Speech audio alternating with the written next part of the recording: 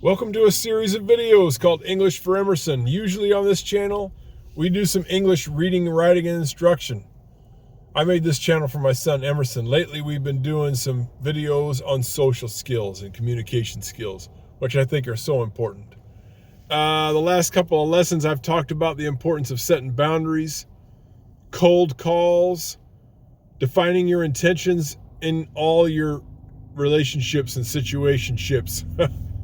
And also, getting on the bus and leaving town sometimes, trying on a new identity. You do any of this stuff and you're going to face some losses. Losses in terms of your ego, losses in terms of material possessions, loss in terms of relationships. And this is just part of life, particularly for men. In this day and age, with the way family law works, a lot of men face major losses in life. I had a guy yesterday in the car. I drive Uber down here in the evenings in Florida. It's a good way to meet some people and get out of the house in the evening. And I met this guy yesterday. I said, how do you come down here to Florida? He says, I got divorced. I think he was from New Jersey. And he says, I lost everything in this divorce. My house, my car. He says, I got nothing. I'm living in a trailer with my brother down here. That was the only place that he had to go. And it's not easy to find a job down here right now because we're in the off season in terms of tourism. And anyway, he wasn't really bitter about it. He was just moving forward with life in his 40s.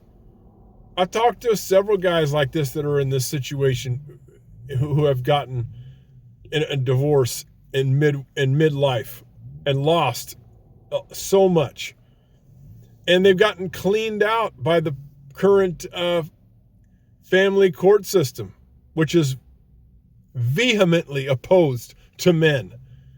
It's just the way it is. I mean, time will change that, because men, especially with the YouTube community, men usually don't talk a lot about their issues.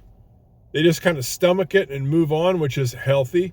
But to a certain extent with YouTube, a lot of this stuff has kind of come out into the open, and men are realizing how bad of a deal they're getting in terms of marriage and family law. It's like the marriage rates are going down inevitably. The laws are going to have to change because men are going to quit participating. And the laws will change. But until then, and throughout life, you really have to learn how to accept your losses. And not only accept them, but also, to a certain extent,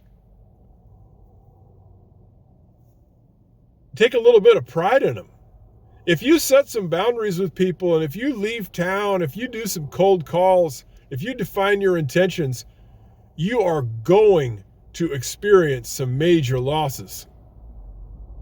And that's just part of life. And the sooner you learn how to take a loss, the better. If you're in a bad relationship that's not really benefiting you, it's not an asset, but it's a liability, but you're kind of afraid of what the next step is of having to take the loss, this is totally natural. However, in my experience, it's better to take the losses earlier. It's kind of like trading in the stock market.